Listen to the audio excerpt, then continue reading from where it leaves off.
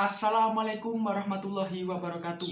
Perkenalkan, nama saya Muhammad Rizky Kurutayun, biasa dipanggil Rizky.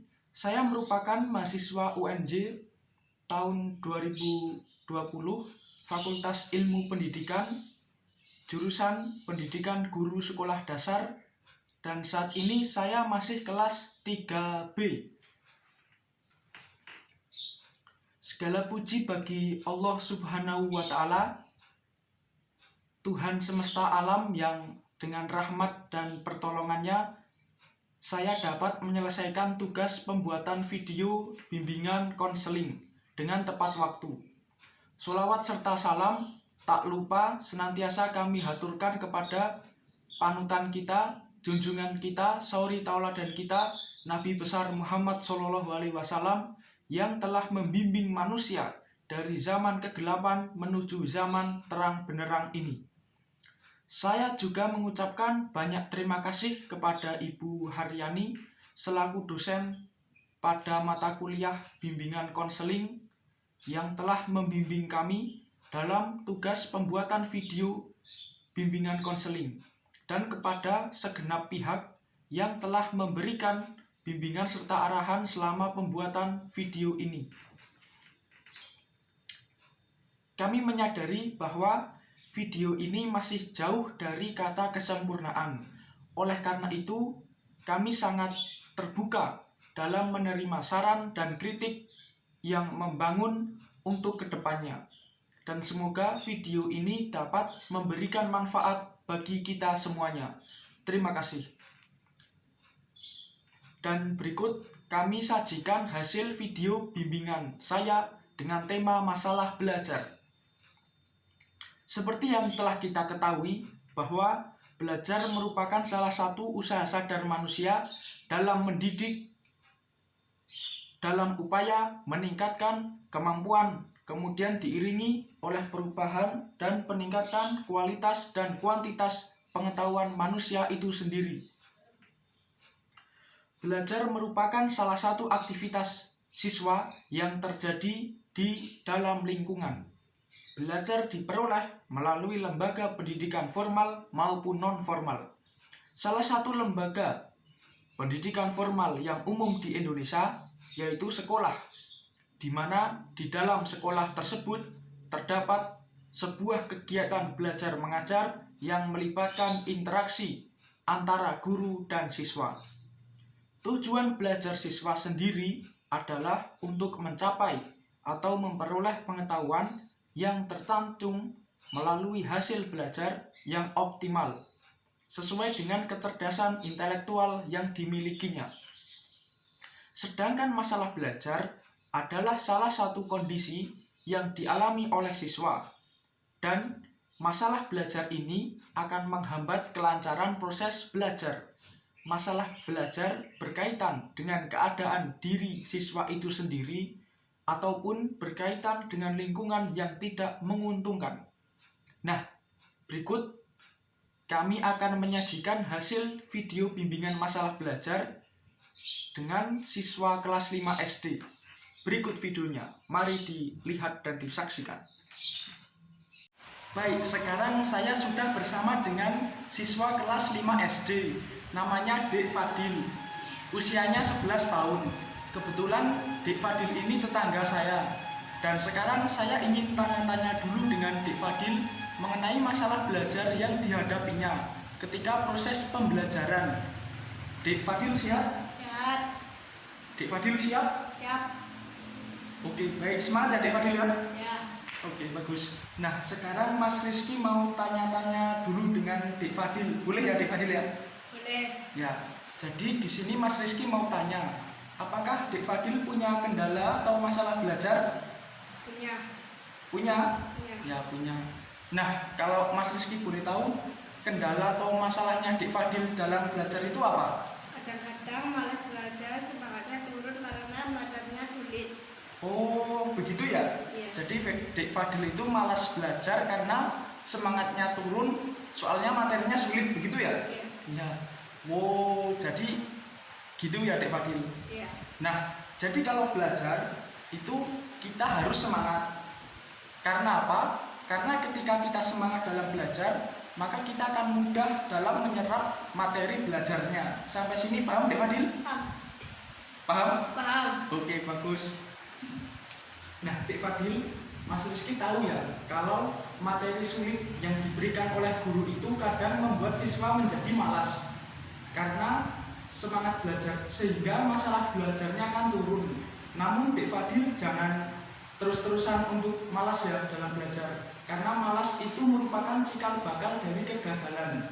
Dek Fadil harus bersungguh-sungguh, karena barang siapa yang bersungguh-sungguh maka dia akan mendapatkan kesuksesan. Sampai sini paham? Paham. Ya. Jadi dalam proses belajar tentu saja akan terdapat kesulitan yang akan dihadapi. Kesulitan belajar disebabkan oleh dua faktor, yaitu faktor eksternal dan internal. Faktor internal adalah faktor masalah dari dalam, sedangkan faktor eksternal adalah faktor masalah yang dari luar. Sampai sini paham? Paham. Nah, Dik Fadil jangan malas ya. Usahakan tetap semangat apapun kondisinya dihadapi dan dijalani. Walaupun materinya sulit, percayalah bahwa setiap kesulitan itu terdapat kemudahan. Kamu harus kembali semangat dalam belajar demi meraih cita-cita. Kalau Dik Fadil cita-citanya mau jadi apa besok? Arsitek. Arsitek. Iya. Arsitek itu apa? Ya, arsitek itu yang kayak apa? Menggambar-gambar rumah gitu ya. Nah, jadi pada intinya Dik Fadil harus jangan malas untuk belajar agar mimpi menjadi arsitek itu berhasil. Karena ilmu adalah harta yang bisa kita bawa kemanapun tanpa membebani kita. Dan ilmu adalah sesuatu yang harus kita miliki. Masa depan memang tak pasti, namun ketika kita belajar dengan keras, Dik Fadil insya Allah akan sukses. Imam Syafi'i pun juga pernah berkata bahwa barang siapa yang tidak mau merasakan pahitnya belajar, maka ia akan merasakan hinanya kebodohan sepanjang hidupnya. Nah, di sini Mas Rizky ingin memberikan bimbingan kepada Dik Fadil. Jadi menurut Mas Rizky ada beragam cara yang bisa digunakan atau diterapkan Dik Fadil agar Dik Fadil bisa tetap semangat dan tidak malas dalam belajar. Disimak baik-baik ya Dik Fadil ya. Ya, jadi ini ada beberapa solusi. Solusi yang pertama, dalam meningkatkan motivasi belajar, Dik Fadil harus membuat agenda yang belajar yang jelas. Contoh dari agenda belajar itu begini.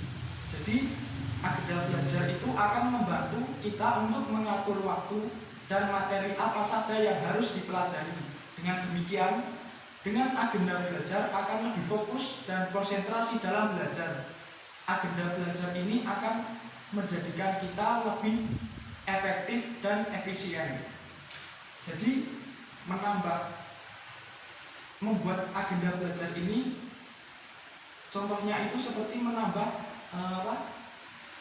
pelajaran di luar jam pembelajaran supaya Dik Fadil semakin jelas dalam memahami materi yang sulit. Misal begini Dik Fadil, misal dalam seminggu itu kan ada 7 hari, ya toh? Nah, ada Senin, Selasa, Rabu, Kamis, Jumat, Sabtu, Minggu. Nah, misalnya Dik Fadil harus hari Senin itu khusus mempelajari matematika misalnya, hari Selasa khusus mempelajari IPA, dan Rabu khusus mempelajari IPS dan sebagainya. Dan kalau menurut sarannya Mas Rizky, Dik Fadil ketika belajar harus di pagi hari. Kalau Dik Fadil biasanya kalau belajar malam, pagi atau siang? Pagi. Ya, kalau belajar itu sebaiknya pagi, yaitu sesudah sholat subuh. Karena ketika kita belajar pagi saat sesudah sholat subuh itu, otak akan bekerja secara optimal untuk menyerap informasi pada pagi hari itu. Otak karena juga belum menerima rangsangan ataupun istilahnya masih fresh begitu. Nah, kondisi otak seperti itu yang sangat baik untuk dimanfaatkan belajar.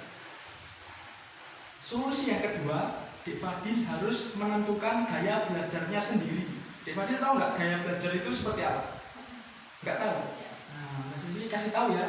Jadi setiap manusia itu memiliki gaya belajar yang berbeda-beda antara manusia satu dengan manusia yang lain, antara siswa satu dengan siswa yang lain.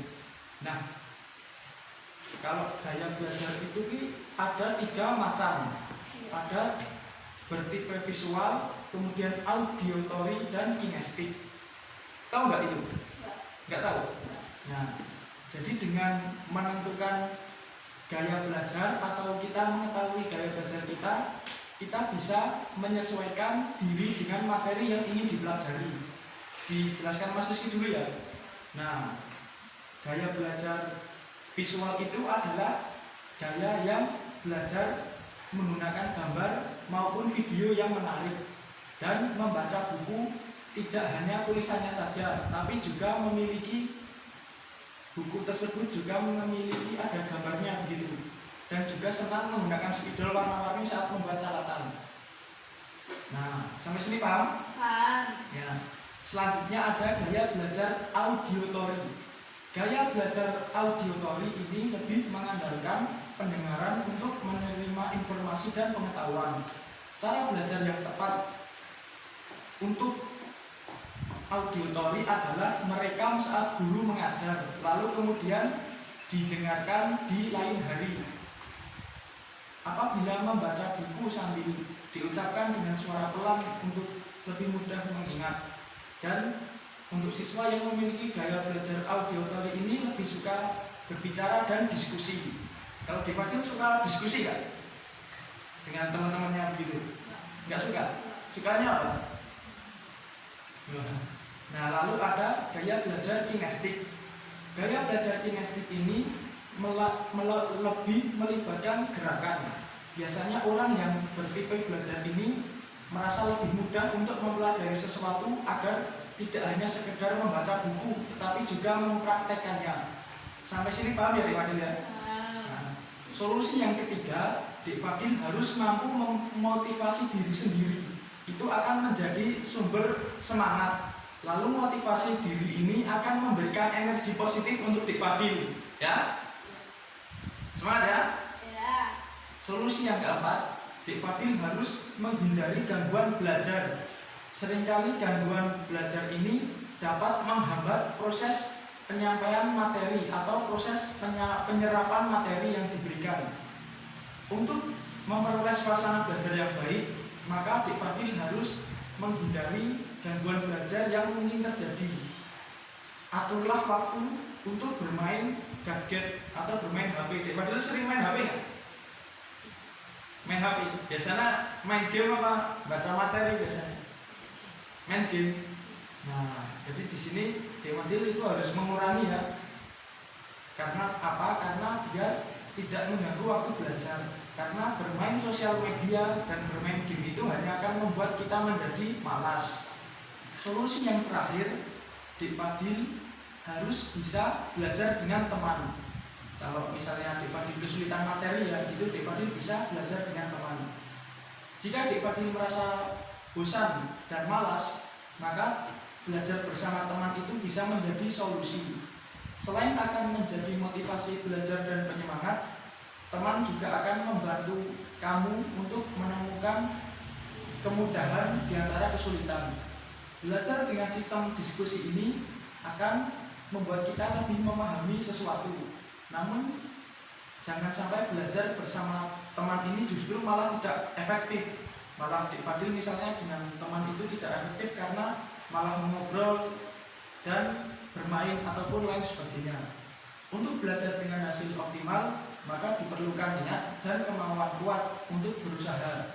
Kegigihan dan kepercayaan diri juga diperlukan agar kita tidak mudah menyerah saat berproses. Nah, baik, itu mungkin merupakan solusi atau bimbingan untuk Dik Fadil mengenai masalah belajarnya Dik Fadil.